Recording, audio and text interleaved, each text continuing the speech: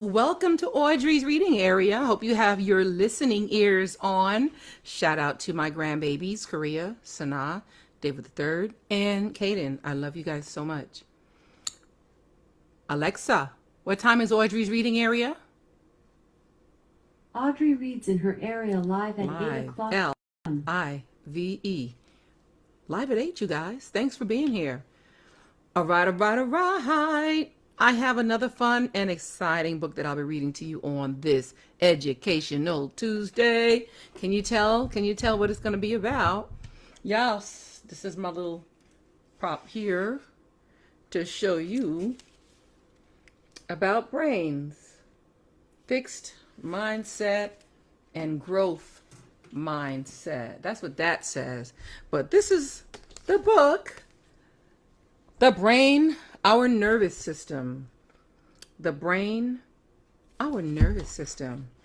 So let's just jump right into this book and put on my glasses so I can read to you guys. It is a Smithsonian book and it is a scholastic book. The brain. Jump right in here. The Brain, Our Nervous System. Written by Seymour Simon.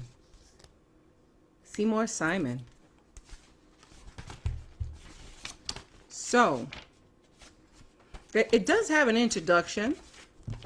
Wiggle your toes. Wiggle your toes. Scratch your nose. Take a deep breath and yawn. And then yawn. Yawn. Decide which is your favorite food. Try to remember the last time you ate it. Count the number of words in this sentence. Think about what you would like to do tomorrow. Then cup your hands around your head and feel the bones of your skull. Inside your skull is your brain. Your brain is the control center for every single thing that you do. This is your head, your skull is inside. Yes, and your brain is inside your skull. Each second, millions of signals pass through your brain carrying all kinds of messages. They bring news about what your body is doing and feeling. Your brain examines the messages, produces thoughts and memories, then plans what to do next. Signals go out from your brain to other parts of your body to enable you to read, run, laugh, and breathe. Say hello to a friend or turn to the next page in this book. Let's try it. Turn to the next page. I used my brain to do that. Wow. The nervous system. Your brain, like the rest of your body, is made up of hundreds of billions of microscopic cells. Many of them are special messenger cells called neurons. Neurons carry signals back and forth from the brain to other parts of your bodies. Billions upon billions of neurons are linked throughout your body in networks that make up the two main parts of your nervous system. You have the central nervous system, or CNS, central nervous system, CNS, consists of your brain and spinal cord. The network of nerves outside your brain is called the peripheral nervous system, or PNS. Peripheral nervous system, PNS. Glial cells in the brain outnumber the neurons 10 to 1. Glial cells do not carry messages. They support the neurons by supplying nutrients and other chemicals, repairing the brain after an injury, and attacking invading bacteria. It talks about this picture here. It says this computer-colored micrograph taken by a scanning electron microscope, SEM, shows neurons, grayish white, and glial cells, red-orange, magnified over 20,000 times. Wow. Wow. What is a nerve? When people say, get off of my nerves, you get on my nerve, right? What is the nerve that everybody's talking about? A bundle of neurons is called a nerve. Nerves are the body's wiring. They carry tiny electrical chemical signals called nerve impulses. Nerves branch out from the brain and the spinal cord to your eyes and ears, your stomach, your skin, your bones, and even inside your teeth. The thinnest nerves are narrower than a hair. The thickest nerves look like pieces of white rope. A single nerve cell has a central cell body, branching threads called dendrites, and a long wire-like axon. The dendrites carry electrical signals toward the cell body, while the axon carries the signal away. Axons are thinner than the thinnest hair, but some axons reach from the spinal cord to the feet. Axons are often surrounded by a fatty covering called a myelin sheath. Myelin sheath. Myelin acts like insulation around an electrical wire and helps speed nerve messages. So it has neurons, cell bodies, dendrites, and axons are revealed in these highly magnified computer-colored SEMs. I don't know that one. Dendrite. Then we have cell body, axon, According to an Alexa Answers contributor. Hair. Computer. Eyes, mouth. stop. They just keep talking. Wow, that's an interesting picture. Magnified, yes. 20,000 times.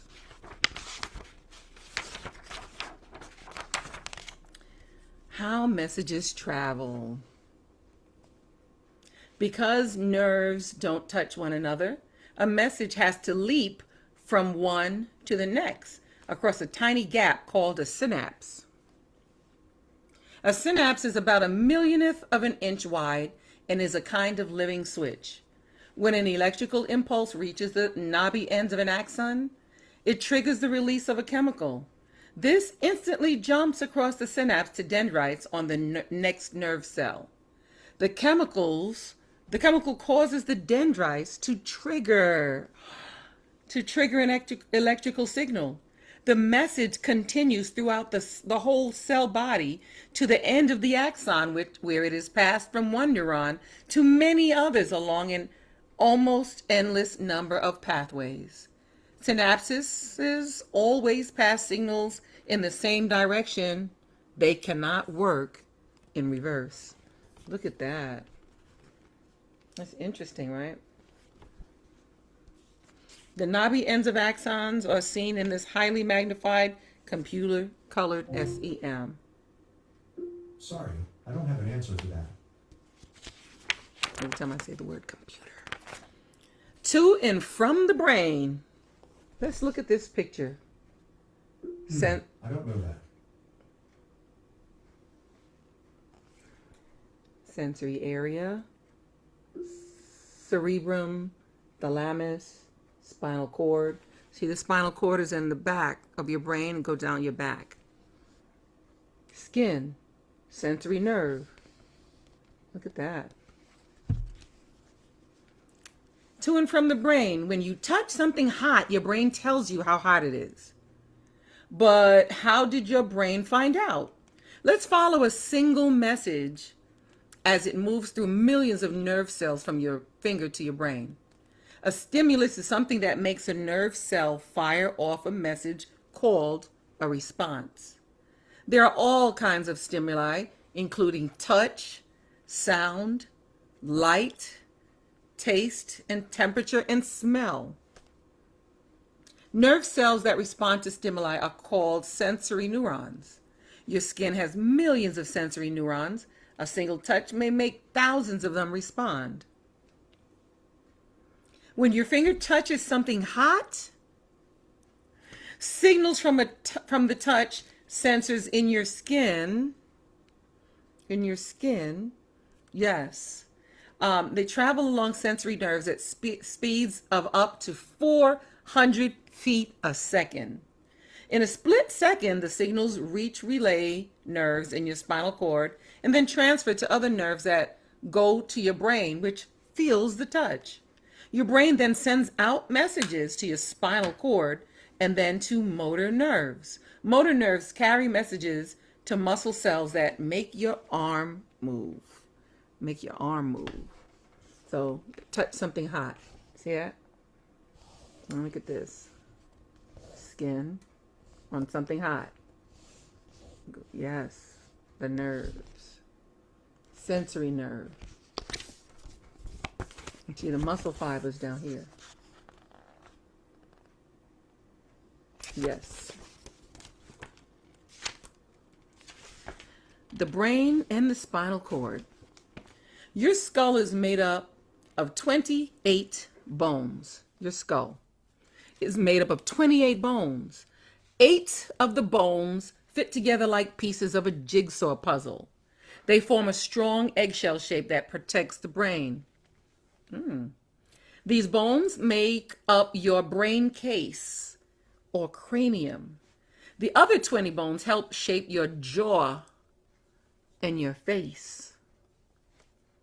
Inside the skull, the brain sits in a liquid bath that helps protect and cushion it against shock.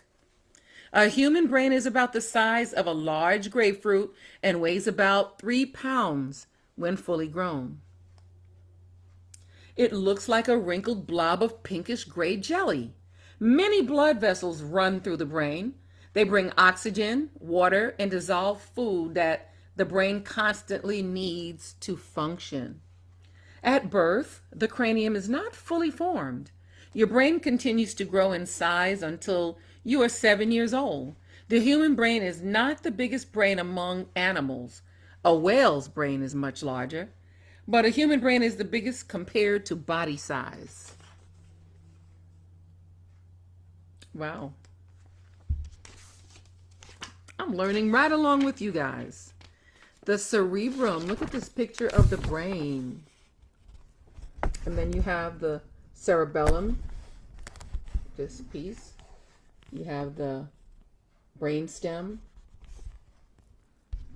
You have the, yes, cerebrum. Wow. The cerebrum. The brain has 3 main sections, which I just named for you guys. The cerebrum, the cerebellum, and the brainstem. The cerebrum fills the whole upper part of the skull, about 9/10 of a person's whole brain. Wow. Wow. Cerebrum comes from a Latin word that means brain. The cerebrum is divided into 4 parts called lobes. This is the thinking brain, in which language, memory, sensations, and decision-making are located. The deeply wrinkled gray surface of the cerebrum is called the cerebral cortex. Yes, the cortex is about as thick as a piece of cardboard, and if it was flattened out, it would take up as much space as the top of a kitchen table. Wow. The cortex is made up of 10 to 14 billion neurons. That's many more neurons than there are people in the entire world. Wow. Wow. 14 billion neurons. The cerebral cortex is working every time you listen to music, taste an apple, play with a computer, or make some part of your body move. Yes, that's the cerebral cortex. Making my body move. That means dancing too, yes. The cerebral hemispheres. Look at this. Beautiful picture of the brain. They got it different colors. The cerebrum and its cortex are divided down the middle. You see that? Divided down the middle. From front to back into 2 halves called the right and left cerebral hemispheres. The 2 hemispheres are linked to each other by a thick bundle of nerves. Wow. There's a thick bundle of nerves in there holding our 2 halves of our brain together. Each hemisphere controls the muscle of the opposite side of the body. In most people, one side becomes more developed than the other side. If you usually kick with your right foot and point with your right hand, then your left hemisphere is in control. Did you hear that? You want me to read that again? If you usually kick with your right foot and point with your right hand, then your left hemisphere is in control. But if you usually use your left foot and left hand, your right hemisphere is dominant or in control. The left hemisphere generally controls the ability to read, that's the left, to read, to speak, and do mathematical problems.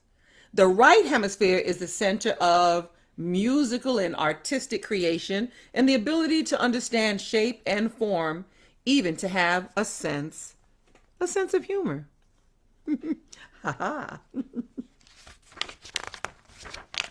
The cerebellum. The word cerebellum means little brain. Let's show the picture. Little brain. Here's the cerebellum. See where the line goes up? The cerebellum, or little brain. And it looks like a smaller version of the cerebrum. It's tucked underneath the cerebral hemispheres, and it also has two hemispheres that are connected to each other by a thick band of nerves. Other nerves connect the cerebellum to the rest of your brain. The cerebellum is the brain center for muscle movement, posture, and coordination. The cerebellum is the part of your brain that lets you drink water without spilling it, walk or run easily, and throw a ball straight. It constantly receives messages about the body's actions and position, then sends back Motion detected at the front door. commands to the muscles, adjusting the way the body moves. Hold on! Someone is This at the photo, front door. taken through a light microscope, shows neuron pathways in the cerebellum magnified hundreds of times. Give me 5 minutes. The thalamus and hypothalamus, deep inside and between the two cerebral hemispheres, are the thalamus and the hypothalamus. Thalamus means inner room in Latin. It is a kind of relay station between your spinal cord and your cerebellum. The thalamus is the place that first receives messages signaling such sensations as pain, pressure, and temperature from sensory neurons. The messages are then relayed to the cerebrum. Outgoing motor signals from the cerebral cortex are also first sent to the thalamus. Then they travel to the spinal cord and to motor neurons and muscles. Your sense receptors for taste, touch, sight, and sound send messages into the thalamus as the first stop in your brain. The hypothalamus is just below the thalamus. Hypo means under, so hypothalamus means under the inner room. It is about the size of a small bean and is only 1/300 of the weight of the whole brain. Though small, the hypothalamus is an important central monitor for many functions. The hypothalamus helps to keep your body temperature at about 98.6 degrees Fahrenheit, no matter how hot or cold it is outside. It is the part of your brain that makes you feel hungry, thirsty, sleepy, angry, afraid, or happy. The hypothalamus also controls the pituitary or master gland, which regulates growth and other important processes in the body. Look at this picture of a brain. It looks like a real brain. Hypothalamus, thalamus. Actually really does look like a real brain. And yes, I've seen some real brains. The brainstem. The brainstem is the part of the brain that lies below the thalamus and the hypothalamus. It is about 3 inches long and as thick as your thumb. Thick as your thumb. The brainstem is made up of the midbrain, pons, and medulla. Highest on the brainstem is the midbrain, which adjusts the sensitivities of your eyes to light and of your ears to sound. Below the midbrain is the pons, which means bridge. Bridge. The pons relays messages between the brain and the spinal cord. The 1-inch long medulla blends into the top of the spinal cord. It regulates many of the important automatic functions of your body. These are things you do not think about, such as your heartbeat, your blood pressure. Well, I think about that now. Digestion, breathing, and swallowing. Quick, simple responses called reflexes work through the brainstem. For example, pulling your hand away from a hot pot is a simple reflex. If you thought about what to do when you felt the pain, you might get a bad burn. Like it takes the time to think, is this thing hot? Is this thing cold? No, automatically it feels that it's hot and you pull away. So you just jerk your hand away quickly without thinking about it. At the same time, messages reach the higher parts of your brain so that you can say, ouch, and decide how to take care of the burn. Interesting stuff, right? Look, the midbrain, the pons, and the medulla. See the lines going up? Medulla, pons, midbrain. Oh, wow, this is interesting. The spinal cord. The spinal cord. Look at this picture. Coming from the brain on down your back, your neck, and your back. I think this is the neck part here. It's the brain going down the neck. Look at all of that. Look at all of that. Wow. The spinal cord lies below the brainstem, starting out as a thick white rope and ending as a thin thread. It is the main nerve pathway between your brain and the rest of your body. Your spine is made up of 33 separate bones called vertebrae. Your spine helps protect your spinal cord from injury.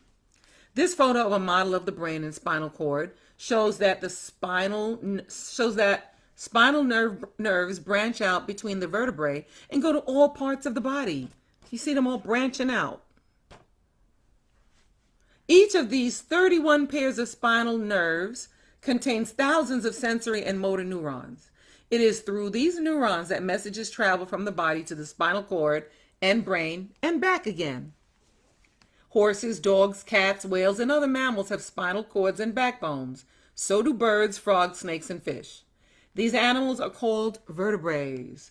Animals without spinal cords and backbones, such as worms and insects, are called invertebrates. I'll let you see this picture again. Can you see this picture? Wow. I don't know if you want me to go a little closer. You can get a real close-up on these things. Interesting, isn't it?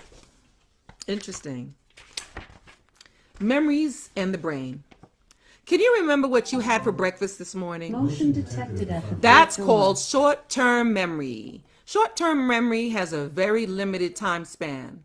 You probably can't remember what you had for breakfast 2 weeks ago, but you can remember some things that happened to you months or even years ago, such as your first day of school. That's called long-term memory. An area in the front of the cortex seems to deal with short-term memory, while the rest of the cortex deals with both long and short-term memories. Two narrow motor strips on either side of the cortex control muscles all over your body, such as those in your lips, your eyes, your neck, thumbs, and so on.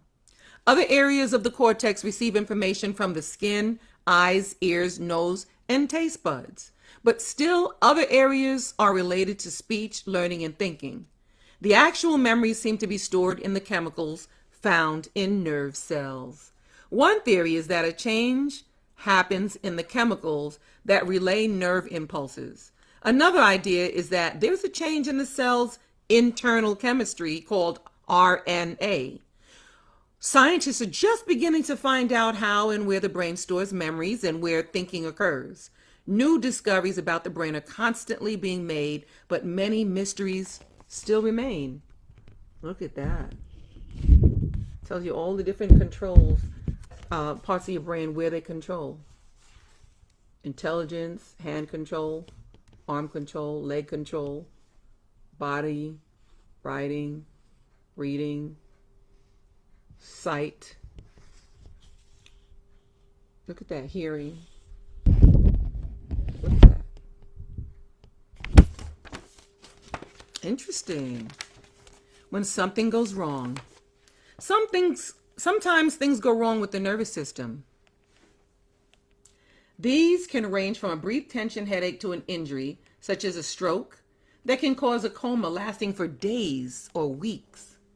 Injuries to the spinal cord can also be very serious, resulting in partial or complete paralysis, meaning you can't move from certain parts of your body. Some parts of your body cannot move.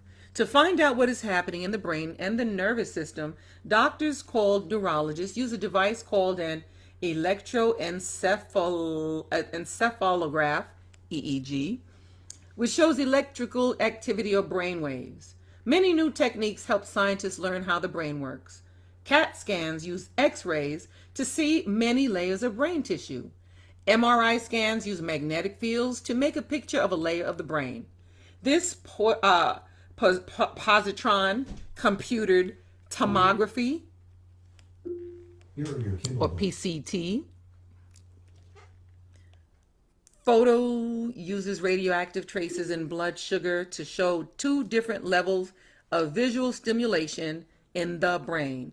Note the greater amount of brain activity in red when the eyes are open. Girl, I'm sorry. Here we go. Visual stimulation. Eyes colored. Eyes closed and eyes open. Eyes closed and eyes open. Your brain is only a small part of your whole body. It is not very big. Yet it can do more jobs than the most powerful computer ever made. It controls all the other nervous systems of your body and keeps them working smoothly. It is the center of your thoughts, feelings, and memory. Your brain is really what makes you, you. The end. Wow. It's a glossary. I'll show it. You can pause this video and take a look and read and take a look. Well, shout out to my mom who's here, always listening to me and supporting me. Shout out to my friend David. David, thanks for being here, David King. Thanks for being here, Nicole Jackson, David King. Thank you guys, all of you guys. I just love you guys. Thanks for being here and showing all this love and support.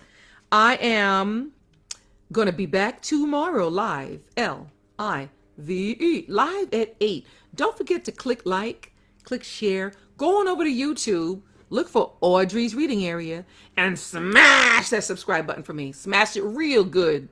All right, you guys. I will see you tomorrow. Audrey's Reading Area.